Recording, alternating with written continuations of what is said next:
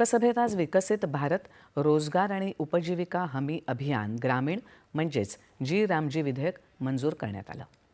काल रात्री 1:30 वाजेपर्यंत या विधेयकावर चर्चा झाली। या चर्चेत भाग घेत 98 सदस्यांनी भूमिका मांडली। आज सकाळी कृषी मंत्री शिवराज सिंग चौहान यांनी चर्चेला उत्तर दिलं। हे विधेयक मनरेगा कायदा 2005 ची जागा घेईल। विकसित भारत 2047 हे उद्दिष्ट साध्य करण्यासाठी ग्रामीण विकासाचा एक विस्तृत आराखडा या विधेयकात आहे। तसंच रोजगार हमीचे दिवस वार्षिक 100 ऐवजी 125 करण्याची तरतुदी आहे। ग्रामीण रोजगारासाठीच्या निधीमध्ये केंद्र आणि राज्य सरकारांचा वाटा 60 आणि 40 अशा प्रमाणात असेल। यात ईशान्य भारत आणि हिमालयातल्या राज्यांचा अपवाद करण्यात आला आहे। पंतप्रधान नरेंद्र मोदी यांच्या नेतृत्वाखाली मनरेगाची अंमलबजावणी अत्यंत चांगली करण्यात आली। यूपीएच्या काळात मनरेगासाठी 2,13,000 कोटी रुपये खर्च करण्यात आले। तेच मोदी सरकारच्या काळात 8,53,000 कोटीपर्यंत पोहोचले असं ते म्हणाले। खेड्यापाड्यांचा विकास विद्यमान केंद्र सरकारच्या विचारांच्या केंद्रस्थानी आहे असं चौहान म्हणाले। मनरेगाच्या मूळ नावात निवडणूक आल्यावर महात्मा गांधींचं नाव जोडलं गेलं होतं असंही ते म्हणाले।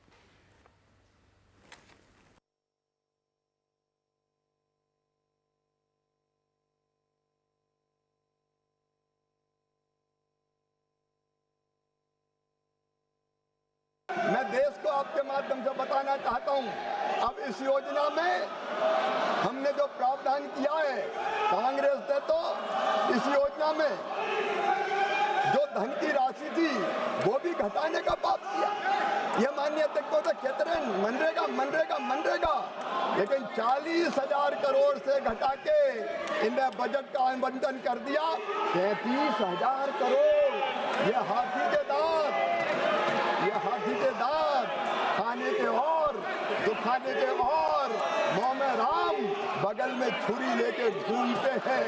इनने मजदूरों को पर्याप्त रोजगार नहीं दिया, लेकिन माननीय अध्यक्ष महोदय, ये नरेंद्र मोदी जी की सरकार थी।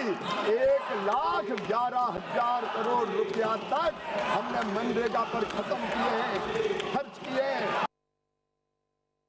या योजनेत मोठ्या प्रमाणात होणारा भ्रष्टाचार रोखण्यासाठी आणि पारदर्शकता आणण्यासाठी दुरुस्ती आवश्यक होती असं ते म्हणाले। त्याआधी केंद्रीय रस्ते वाहतूक आणि महामार्ग मंत्री नितीन गडकरी यांनी पथकर नाक्यांविषयी माहिती दिली। येत्या काळात अंतराच्या प्रमाणातच टोलचे पैसे द्यावे लागतील आणि महामार्गावरच्या पथकर नाक्यांवर थांबण्याची गरज न पडता गाडी निघून जाऊ शकेल अशा प्रकारची व्यवस्था आणत असल्याचं ते म्हणाले। महामार्गावरच्या अपघातांसाठी मानवी निष्काळजीपणा कारणीभूत असून सरकार सातत्यानं जागरूकता कार्यक्रम राबवत आहे असंही ते म्हणाले। लोकसभेत आज वित्तमंत्री निर्मला सीतारामन यांनी सिक्युरिटी मार्केट संहिता विधेयक मांडलं। सिक्युरिटीज मार्केटशी संबंधित सर्व कायदे एकत्रित करणं आणि त्यांच्यात आवश्यक ते बदल करण्याची तरतूद या विधेयकात आहे।